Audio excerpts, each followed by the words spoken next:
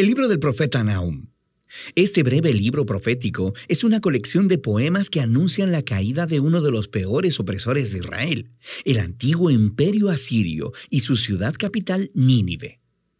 Los asirios se levantaron como uno de los primeros grandes imperios en el mundo, y su expansión hacia Israel resultó en la destrucción total y el exilio del reino del norte con todas sus tribus.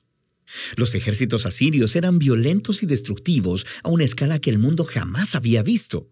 Así que Israel y sus vecinos estaban esperando la caída de Asiria, que llegó eventualmente en el año 612 a.C. Los babilonios se levantaron y empezaron una rebelión que dominó a Nínive e hizo caer el imperio asirio. Así que el capítulo 2 ilustra la caída de Nínive con una poesía vívida y el capítulo 3 explora la caída del imperio como un todo. Pero este libro no es solo una furiosa diatriba en contra de los enemigos de Israel. El capítulo introductor nos muestra que hay mucho más sucediendo aquí. El libro inicia con un poema alfabético incompleto, el cual comenzó describiendo una poderosa aparición de la gloria de Dios. Esto es muy similar a la manera en que inició el libro anterior, Miqueas, y de cómo el siguiente libro, Habacuc, concluirá. Y es Dios, el Creador Todopoderoso, viniendo a confrontar a las naciones y a traer su justicia sobre su maldad. Y el poema empieza citando la famosa frase con la que Dios se describe a sí mismo después del incidente del becerro de oro en el libro de Éxodo, capítulo 34. El Señor es lento para la ira, Él es imponente en su fuerza, Él no dejará a nadie sin castigo. Así que el resto del poema va de un lado a otro, contrastando el destino de las naciones violentas y arrogantes con el destino del remanente fiel de Dios. Cuando Dios destruya a todos los imperios arrogantes, Él proveerá refugio para aquellos que se humillen delante de Él.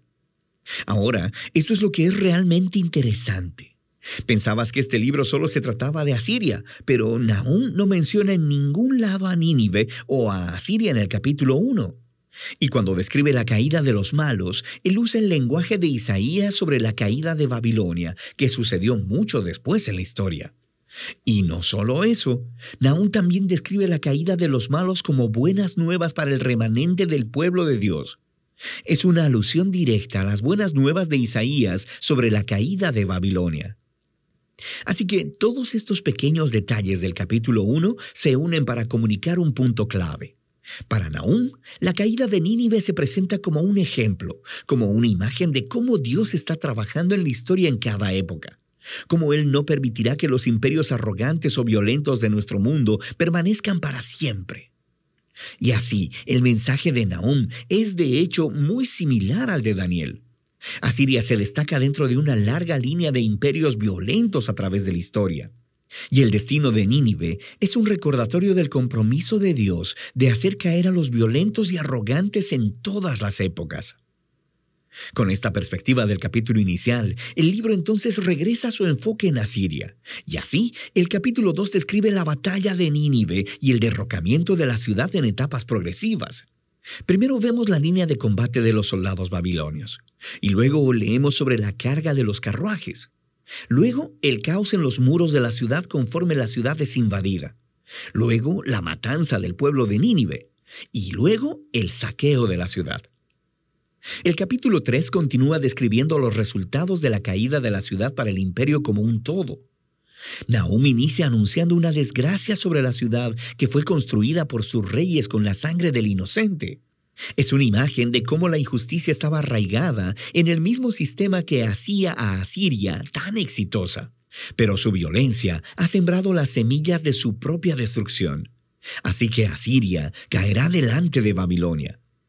El libro concluye con una burla contra el derrocado rey de Asiria.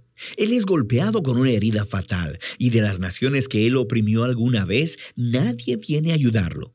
Más bien, ellos cantan y celebran su destrucción, y así termina el libro. Este es un libro sombrío, pero es importante ver cómo el mensaje de Nahum trata de los trágicos y perpetuos ciclos de violencia y opresión humana en todas las épocas. La historia humana está llena de tribus y naciones que se elevan a sí mismas y utilizan la violencia para tomar lo que quieren, produciendo la muerte del inocente.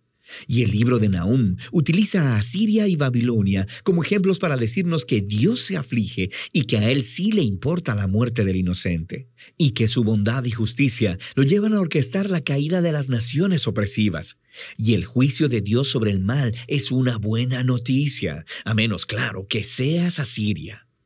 Lo que nos lleva de vuelta a la conclusión del poema inicial en el capítulo 1, el cual nos dice que el Señor es bueno y que es refugio para el día de la angustia. Él protege a los que se refugian en Él. Y así, el breve libro de Nahum invita a cada lector a humillarse delante de la justicia de Dios y a confiar que a su tiempo Él hará caer a los opresores de todas las épocas y en todo lugar.